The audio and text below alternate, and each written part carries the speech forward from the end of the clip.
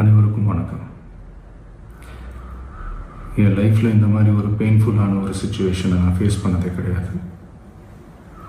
மனசு முழுக்க வலி வலி மட்டும்தான். இந்த சுற்றுப்பயணத்தில் என்னென்ன மக்கள் பார்க்க வராங்க, அதுக்கு ஒரே ஒரு காரணம் தான், அவங்க என் மேலே வச்சிருக்கிற அன்பும் பாசம். அந்த அன்புக்கும் பாசத்துக்கும் நான் எப்பவும் கடமைப்பட்டிருக்கிறேன். அதனால தான் இந்த சுற்றுப்பயணத்தில் மற்ற எல்லா விஷயங்களையும் தாண்டி மக்களுடைய சேஃப்டி, அதில் எந்த காம்ப்ரமைஸும் பண்ணிடக்கூடாதுன்றதுக்காக தான் அது என் மனசில் ரொம்ப ஆழமாக இருக்கும் அந்த எண்ணம்.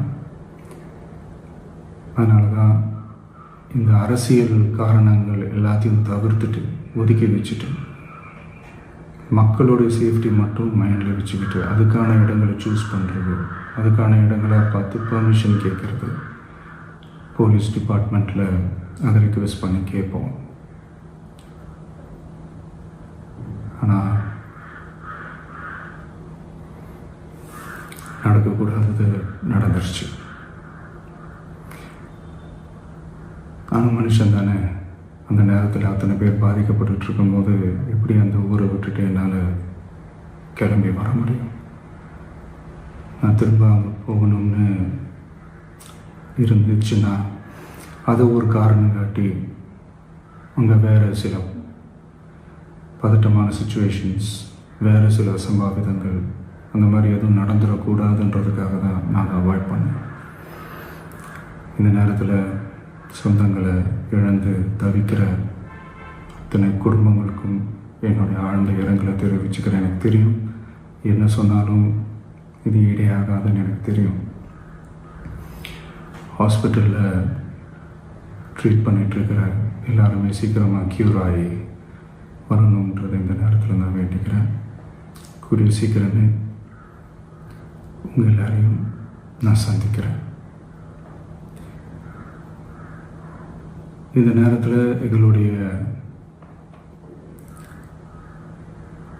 வலிகளை, எங்களுடைய நிலைமையை புரிஞ்சுக்கிட்டு எங்களுக்காக பேசின அரசியல் கட்சிகளை சார்ந்த நண்பர்கள், தலைவர்கள் அனைவருக்கும் என்னுடைய நன்றியை தெரிவிச்சுக்கிறேன். கிட்டத்தட்ட ஒரு 5 மாவட்டத்துக்கு பிரச்சாரத்துக்கு போனோம்.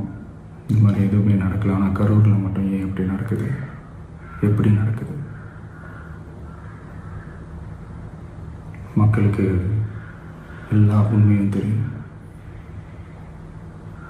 மக்கள் எல்லாத்தையும் பார்த்துக்கிட்டு இருக்கிறாங்க.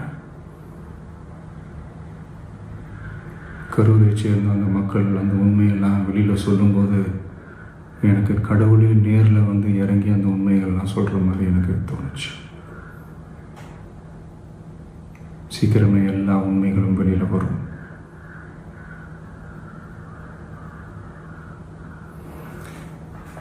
எங்களுக்கு தரப்பட்ட இடத்துல நாங்கள் போய் அந்த ஸ்பாட்டில் நின்று நாங்கள் பேசிட்டு வந்தோம். அதை தாண்டி எந்த தவறும் எங்கள் சைடில் நாங்கள் எதுவுமே செய்யலை. பட் இருந்தாலும் எங்கள் கட்சியை சேர்ந்த நிர்வாகிகள், தோழர்கள் மேலே எஃப்ஐஆர், அது மட்டும் இல்லை சோஷியல் மீடியாவை சேர்ந்த நண்பர்கள், தோழர்கள், அவங்க மேலே எஃப்ஐஆர்லாம் போட்டு இப்போ பிடிச்சிக்கிட்டு இருக்கிறாங்க.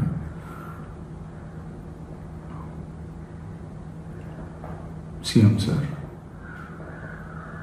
உங்களுக்கு ஏதாவது இந்த பழி வாங்கணும் அப்படின்ற எண்ணம் ஏதாவது இருந்துச்சுன்னா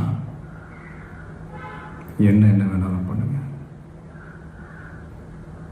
அவங்க மேலே கை வைக்காதீங்க. நான் ஒன்று வீட்டில் இருப்பேன், இல்லை நான் ஆஃபீஸில் இருப்பேன். என்ன வேணாலும் செய்யுங்க. நண்பர்களே, தோழர்களே, நம்மளுடைய அரசியல் பயணம் இன்னும் ஸ்ட்ராங்காக, இன்னும் தைரியத்தோட கண்டினியூ ஆகும்.